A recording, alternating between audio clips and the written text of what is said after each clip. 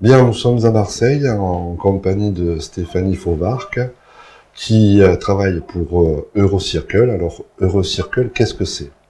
Alors, Eurocircle, c'est une association jeunesse qui a été créée à Berlin en 1993 et qui s'est implantée à Marseille en 1995. Nos objectifs principaux sont le développement de la citoyenneté européenne, du dialogue interculturel et l'éducation non formelle. Parmi nos activités principales, nous accompagnons des jeunes dans leurs projets de mobilité à l'international. Donc, ce sont des projets qui ont lieu dans le cadre du programme européen Erasmus+, à travers le service volontaire européen, les échanges interculturels ou des projets de stage. On travaille aussi avec le service civique à l'international. Nous sommes convaincus en fait des bienfaits de la mobilité dans le parcours des jeunes en termes d'ouverture culturelle, de développement personnel. Il s'agit aussi d'un tremplin dans leur parcours d'insertion. On essaye de rendre ces dispositifs de mobilité accessibles à tous, notamment aux jeunes les moins qualifiés, grâce à un partenariat avec l'association régionale des missions locales. Voilà. Alors, on travaille aussi dans la réciprocité, c'est-à-dire qu'on envoie de nombreux jeunes qui résident en PACA, donc en Europe et au-delà, mais nous accueillons aussi de nombreux jeunes d'Europe et du bassin méditerranéen à Marseille et dans la région PACA. Vous faites pas aussi un peu de formation? Oui, alors dans le cadre de ces projets de mobilité, on organise des formations au départ pour mieux préparer les jeunes à leur projet de mobilité, mais aussi à leur retour pour les aider à valoriser cette expérience. On organise aussi des informations auprès de travailleurs jeunesse, donc dans le domaine de l'interculturel, mais aussi dans le montage de projets européens et sur les financements européens. Bien, merci Stéphanie.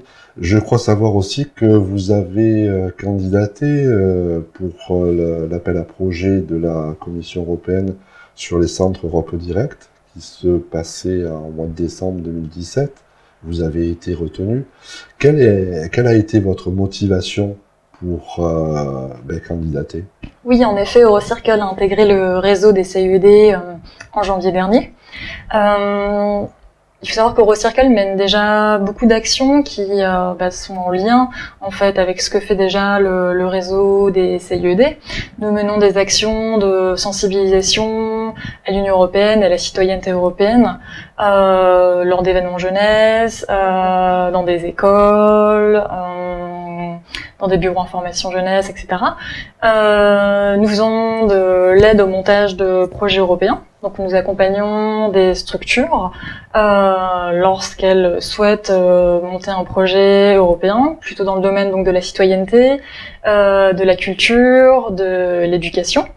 Donc il peut s'agir d'une aide dans la recherche des partenaires à l'étranger, d'une aide dans la rédaction de la demande de subvention ou même dans la mise en place du projet. Nous organisons aussi depuis plus de 10 ans une fête de l'Europe dans l'espace public, donc qui a longtemps été organisée à Marseille et qui depuis l'année dernière a lieu au parc urbain de La Ciotat. D'ailleurs, je vous donne rendez-vous à tous le 5 mai prochain. Il s'agit d'un événement festif où à la fois on informe sur l'Union européenne, sur ce que fait l'Europe dans la région, mais on organise aussi toute une programmation culturelle avec des animations, des concerts pour célébrer ensemble l'Union européenne. D'accord. Ça me paraît très complet quand même comme activité. Et donc vous avez été retenu et votre nom en CIED, il s'appelle comment votre CIED? Alors, notre centre d'information Europe Direct s'appelle le CIED Provence, voilà, basé à Marseille. Stéphanie, quelles sont vos urgences sur les activités à mettre en place dans le cadre du CIED? Alors, les urgences, et ce qui nous a donné aussi envie d'intégrer le réseau des CIED, c'est qu'on constate vraiment de la désinformation sur l'Union européenne et un déficit d'information. Il y a plus de 3/4 des Français qui se sentent mal informés sur l'Union européenne. Souvent, voilà, il y a plein de choses qui sont faites et qui sont pas connues. On a notre voisin Samir qui est parti sur un projet de stage à l'étranger. On ne sait pas que c'est grâce à des fonds européens. Caroline qui a pu monter sa boîte boîte, eh bien, ça peut être grâce à un gros coup de pouce de l'Union européenne. On emprunte une route chaque jour pour se rendre à son domicile ou visiter sa famille, et c'est aussi des infrastructures qui ont pu être créées grâce à l'Union européenne. Donc l'idée, c'est vraiment de mieux faire connaître ce que fait l'UE en région. Donc en allant à la rencontre des citoyens sur différents événements en région, mais aussi en accueillant du public, donc dans notre permanence au rez-de-chaussée qui va vraiment être aménagée. On voudrait vraiment faire de ce lieu un lieu convivial, accueillant, où les gens ont envie de venir s'informer, mais aussi de débattre, d'échanger avec l'équipe qui est composée notamment de nombreux citoyens européens. On accueille en ce moment des volontaires italiens, des volontaires allemands et bientôt des volontaires qui vont venir de Chypre et de Grèce. On est aussi dans un moment charnière.